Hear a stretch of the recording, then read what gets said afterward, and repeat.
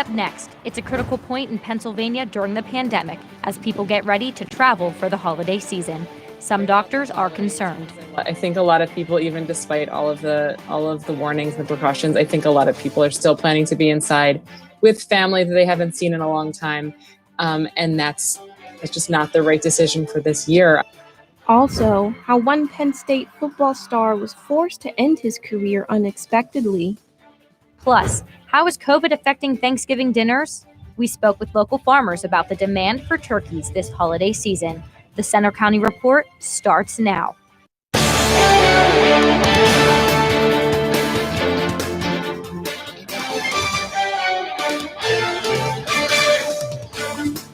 Good afternoon. I'm Leanne Stapleton. Thanks for joining us for the Centre County Report.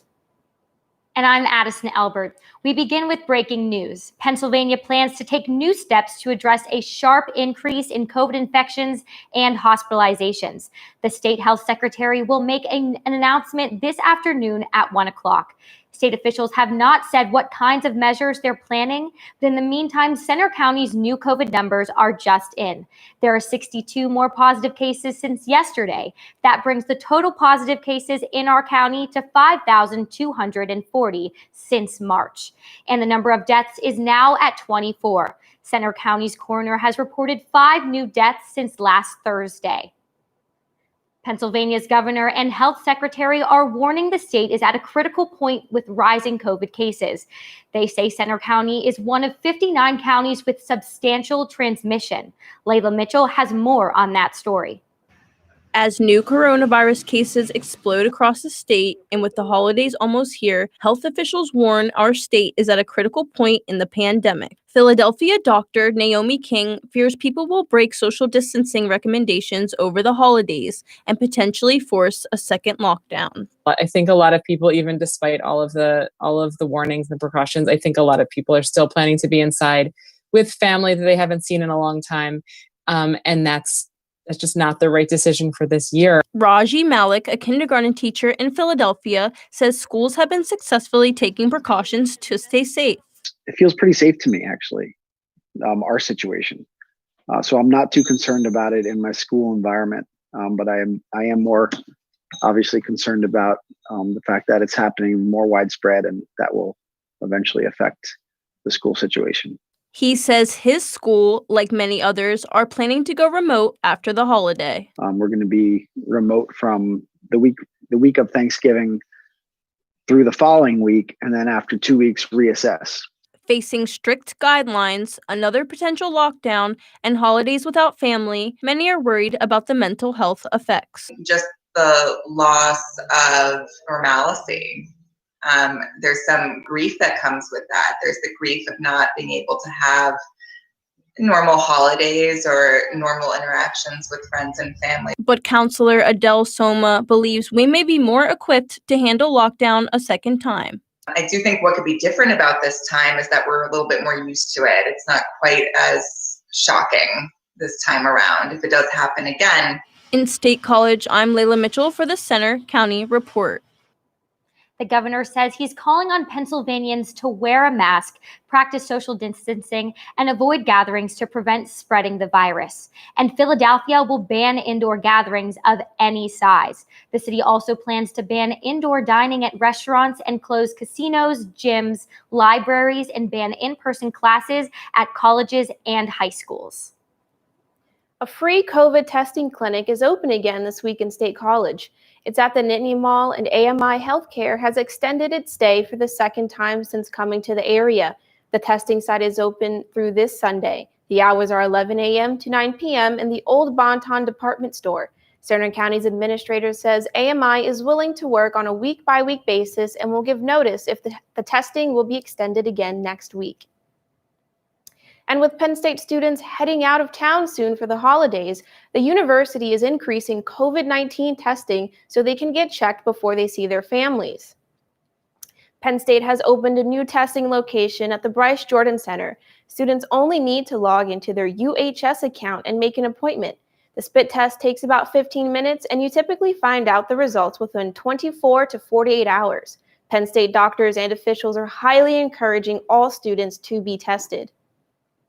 We ask students to reserve a time about 2 days or so before they plan to leave. There's plenty of spaces in there. We've projected for thousands of students, right? So they should be able to get any time that they want.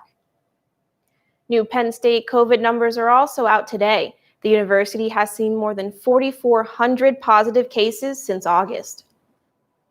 State College police are releasing more details after responding to a fraternity fight over the weekend. Police arrived at the Acacia Fraternity House Saturday afternoon. Officers say that they saw an argument between members of Acacia and Delta Chi outside the house. One Delta Chi member was detained after police say he threw an object at Acacia fraternity members, resulting in interference with the police investigation. They say they do plan to file charges. Penn State plans to buy a key piece of real estate on North Atherton Street. The university will buy the building for $2.8 million. Penn State's Board of Trustees was expected to approve the purchase over the weekend. The building was most recently leased by FedEx, but it's now vacant. The university calls the building a key gateway connecting the western edge of campus. Penn State will soon control all but one property on North Atherton Street between College and Park Avenue, with the exception of the Nittany Mini Mart. And another change is coming to a local business after 30 years. The Nittany Gymnastics Academy on Commercial Boulevard is now closed after 3 decades. The former owner died 2 years ago and left his business to his wife. The facility closed in March because of the pandemic and never reopened. She tried to sell the business, but when that didn't work, she decided to sell the building. It has been our family. All of our children grew up there. All of the children either took classes. My daughter was a gymnast on the team, and then they moved on to being instructors and coaches. So we all grew up there. It was part of our family.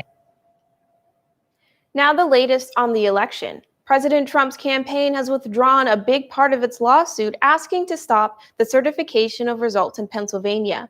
Ahead of the hearing today in the case, Trump's campaign dropped the allegation that hundreds of thousands of mail-in and absentee ballots were illegally processed without its representatives watching. But the revised lawsuit still tries to block Pennsylvania from certifying a Biden win. This year's election day saw a record number of voters nationally and here in Centre County. Reporter Jason Schulman has more on the big turnout. 2 weeks after Election Day, and they're still finishing the official ballot count in Pennsylvania. But we already know this election saw records shattered, with Joe Biden receiving the most votes ever by a presidential candidate and Donald Trump with the most votes ever by a sitting president. In Centre County, a record number, more than 78,000 voters either mailed their ballots or voted in person. So what was different about this election and with COVID, I think, is everybody wanted to get there early to get it done, to make sure their vote got heard. So we had a big line in the beginning. I'd say probably the first 3 to 4 hours was a constant stream of people coming in. What's interesting is the Centre County voting numbers show that Biden won the absentee mail-in ballot voting by more than a 3-to-1 voter margin, with Trump winning the election day voting by more than a 2-to-1 voter margin, which is very similar to what we've seen happen nationally. But workers here at the municipal building say that support didn't necessarily show on election day.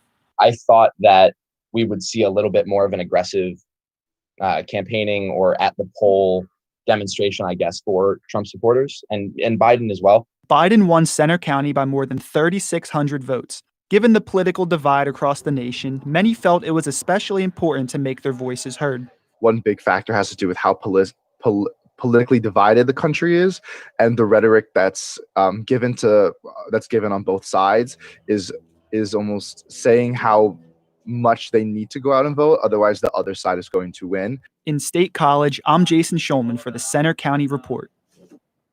For more information on the voting results here in Centre County, you can go online to centercountyvotes.com. Penn State fans were stunned by the recent news that star running back Journey Brown was forced to give up football forever because of a medical condition. Reporter Sarah Sutnick takes a closer look at what that condition really is. Journey Brown will no longer be able to play football. Sad news recently from Penn State coach James Franklin. Running back Journey Brown's forced retirement from football due to a heart condition called hypertrophic cardiomyopathy. The news shocked the Penn State community. The entire organization has rallied behind Journey and his family. We need Nittany Nation to do the same. Doctors say there are different variations and intensities of this condition. People may experience shortness of breath, chest pains, or other symptoms. Brown only found out through a routine COVID test. The heart muscle is built, of fibers, and usually the fibers are pretty well aligned. Some people, and a lot of it's genetic, although there may be non-genetic causes also, where the fibers are all in a disarray. According to the American Heart Association, hypertrophic cardiomyopathy is estimated in 1 in 500 people. In some countries, everybody gets an echo, an ultrasound of the heart, which is like the ultrasound we do on the babies, but we look at the heart. So they pick up a lot more of these things. But because of the size of our country and the way healthcare is, we don't really screen for that. Much like Journey Brown, most people won't get diagnosed until later in life. Since the condition can be deadly, Brown had to give up football immediately, and his presence is missed on the field. Last year, Penn State averaged 192 rushing yards per game, whereas this year they only averaged 158. Penn State running back Journey Brown used to average 6.9 yards per carry last season, whereas the top running back for Penn State is currently averaging 3.9. With the lack of running efficiency, Penn State is at a loss without running back Journey Brown. In University Park, I'm Sarah Sutnick for the Center County Report. The Nittany Lions hung up Brown's jersey in the locker room before Saturday's game at Nebraska to honor their teammate.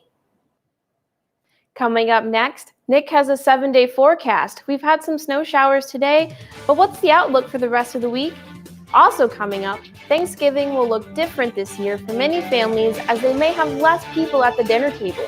We look at the effects on local turkey farmers. So, I'm kind of new here, but I've noticed a trend. My human does this funny thing where she goes around and gets all my toys, and then she hides them in that basket by the door. But it's always the same basket, and it's always in the same place. And then she acts so surprised when I find them, but, she's putting them in the same basket again. It's like, hello, that's where you put it last time. You were the worst at hide and go seek.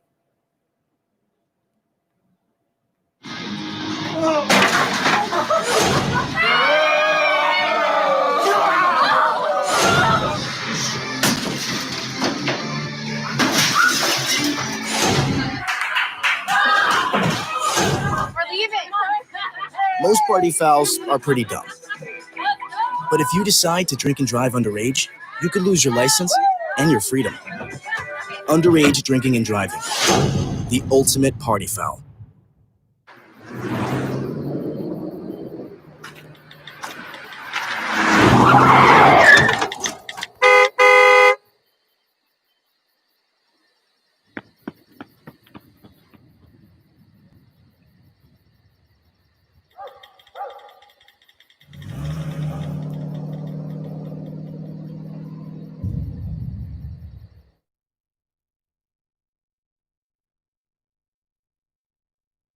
You're doing great. We're gonna try this again, okay? Okay. Wheels, pedals, handlebar, brakes. Sit up straight, keep your weight in the center, keep your eyes on the road, hands on the grips, button the seat. If we feel ourselves falling, what do? Just keep pedaling. Good girl. Now remember, it's all about balance and steering. Steer with your hands, steer with your body. Steer into the corners and you stay out of trouble. And the bell's your buddy, so go ahead and ding that. All right, ready? Here we go. Pedal, honey, pedal. There you go, you're a bike rider. Most parenting is hard to do in just 2 minutes. But 2 minutes twice a day making sure they brush is easier, and it could help save them from a lifetime of tooth pain.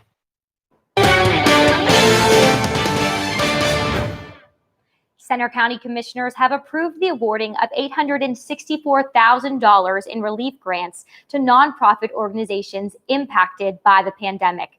The grants range from $1,000 to $20,000. County staff determines who gets what based on financial information from the 107 organizations approved. The money comes from the Federal CARES Act. This year, Center County has had 2 grant rounds from its COVID-19 Action Fund. For many people, this Thanksgiving will mean getting together with less people than usual because of the pandemic. That means big turkeys may not be in high demand. Reporter Matthew Knob takes a look at how this unusual holiday season is impacting turkey farmers in our area. Thanksgiving across America may look different this year.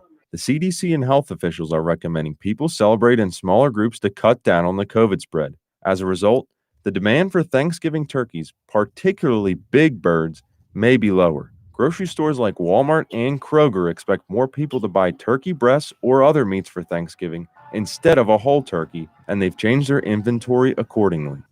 Even though people will be gathering in smaller groups this Thanksgiving, the demand for turkeys here in Center County remains high, according to local farmers. Bill Callahan owns Cow Hen Farm in Mifflinburg, and he raises and sells up to 150 turkeys each year. With an increase in smaller gatherings, Callahan is offering 7 or 8 pound half birds this year, along with bigger birds. Most of our business this year is going to be in that range of about 8 to 14 pounds.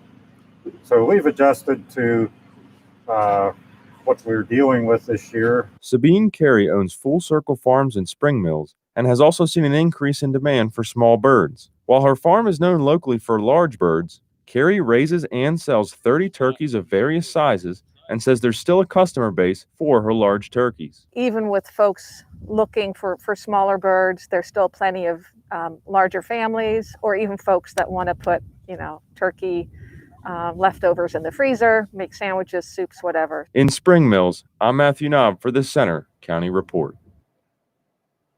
More recommendations on holding safe holiday gatherings during the pandemic can be found on the CDC's website.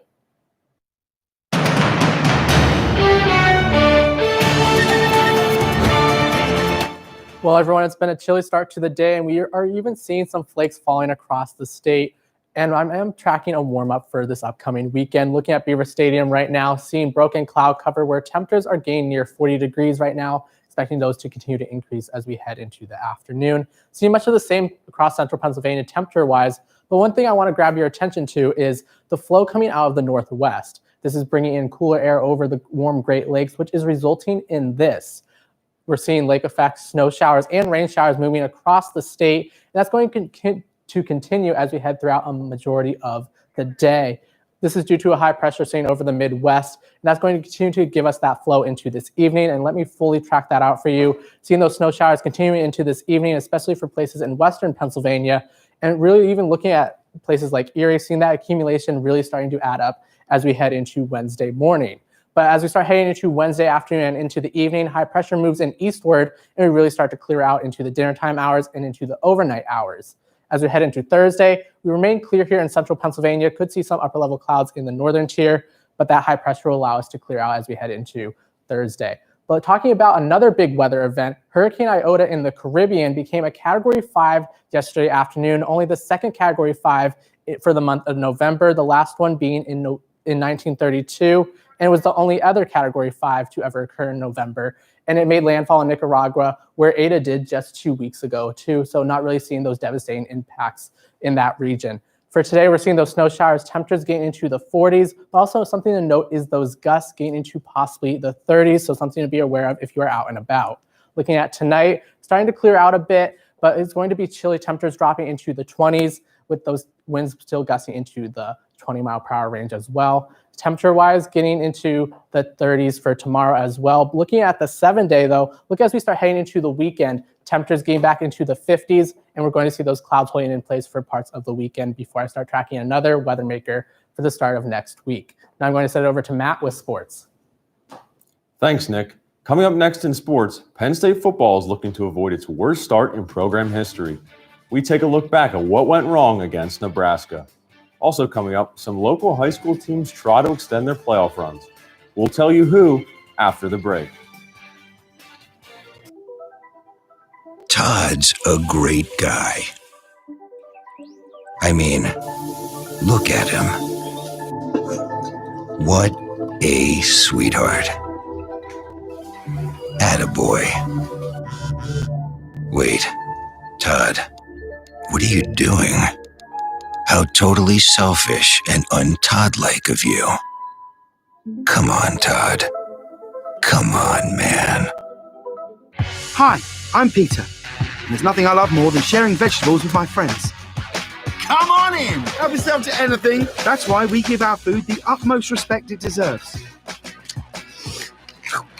Did you know there are simple steps we can all take to help save food? You can cook it, store it, even share it. Just don't waste it. Because when it comes to food, better ate than never. To learn more, visit savethefood.com. This year, patriotism shouldn't just be about pride of country. It should be about love. Remember that to love America is to love all Americans, because love has no labels.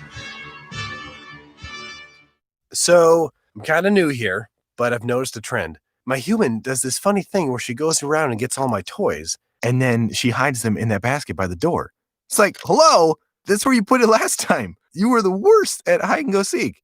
So you see, son, good manners are important. Should I go through it again? Yes. Yes, please. Yes, please. Exactly. Always say please, thank you, you're welcome, excuse me, sit up straight, hold doors open for ladies. If the door's locked, knock first, don't burp, don't swear, don't stare, don't use bad language, or talk with your mouth full, keep your elbows off the table. What table? Don't interrupt. Cover your mouth when you cough or sneeze. On the bus, give your seat up to anybody who has trouble standing. Bottom line, treat others the way you want to be treated. Got it? Got it.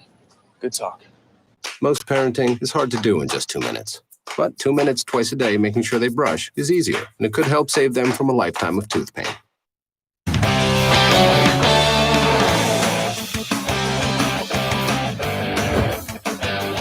I'm Matthew Knob with sports. Penn State football is off to a historically bad start after losing to Nebraska. The Nittany Lions are 0-4 for the first time since 2001 and the second time in program history. On to the highlights now. We start in the second quarter. Sean Clifford drops back, and boom, Deontay Williams Sr. with the scoop and score. Ball security was an issue for Penn State in this game. Now on to the fourth. Will Levis in at quarterback. He's going to hand it to Devin Ford.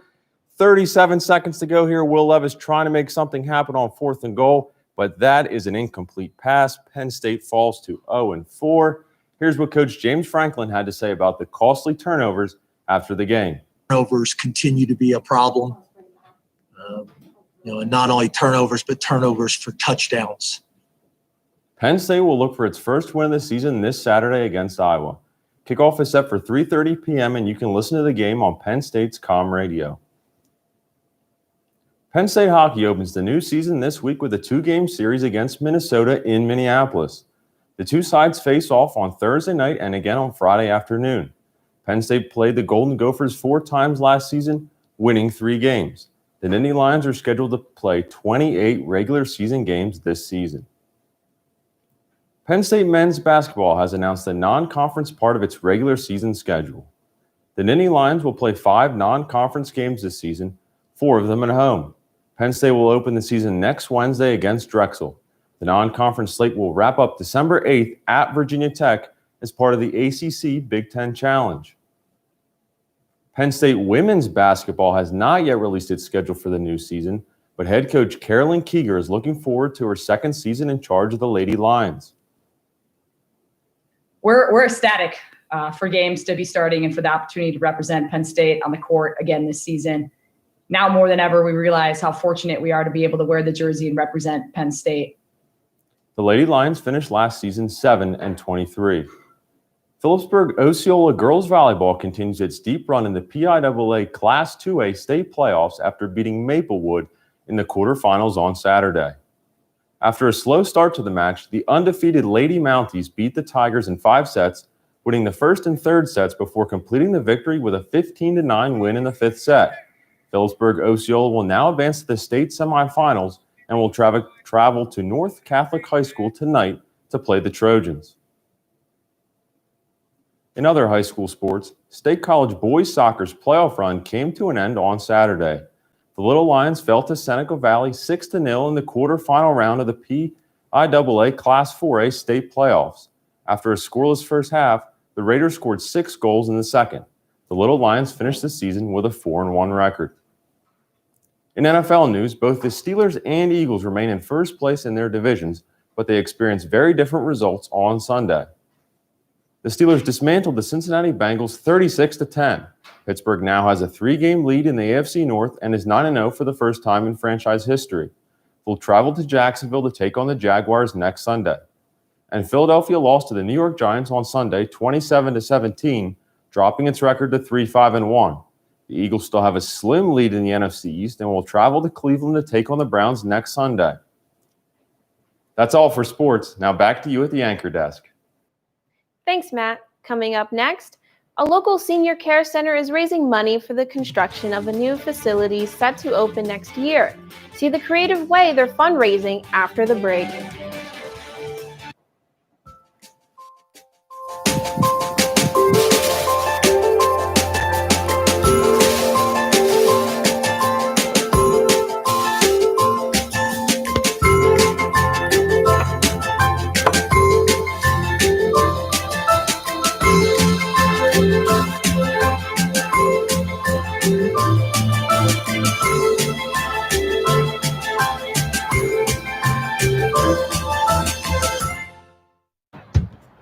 We taught him how to hit a baseball, how to hit a receiver, the strike zone, the net. You taught him how to hit the upper corner. You even taught him how to hit the open man. But how much time have you spent teaching him what not to hit?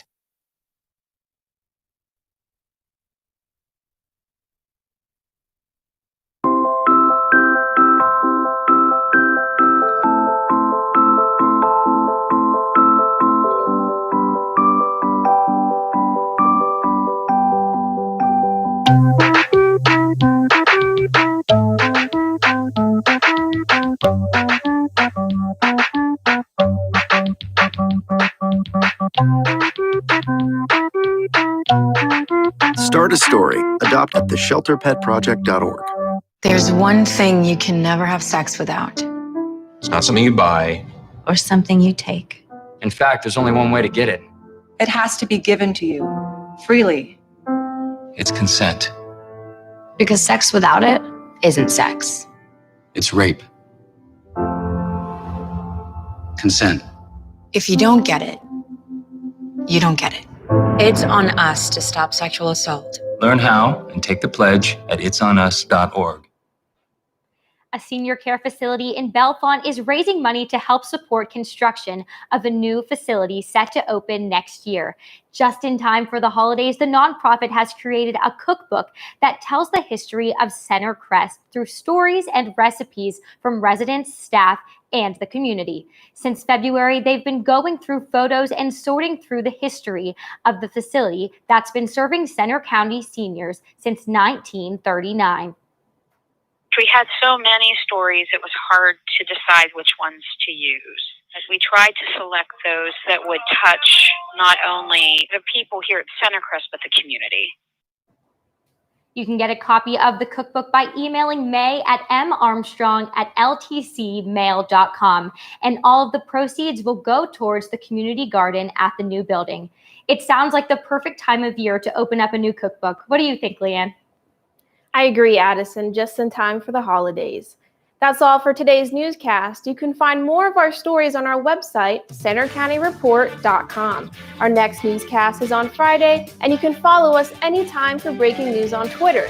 That's at Center County REP or on our Facebook page. We also have a Center County Report Instagram. Have a good day.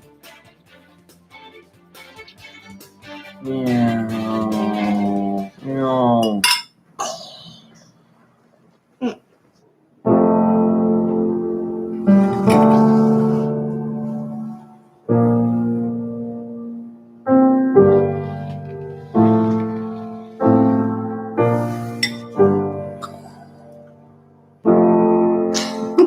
Visit aarp.org/caregiving for information on how to provide even better care for the person who wants to care of you.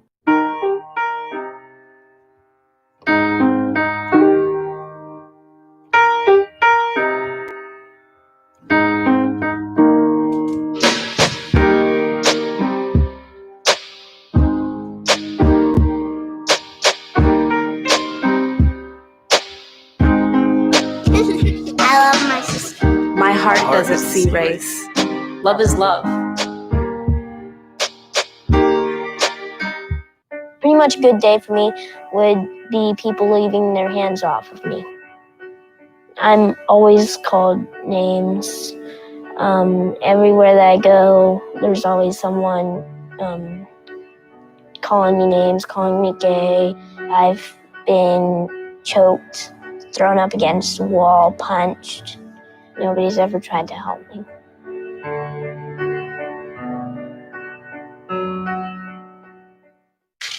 Your daughter is having trouble learning French. Do you A, hire a tutor? Bonjour.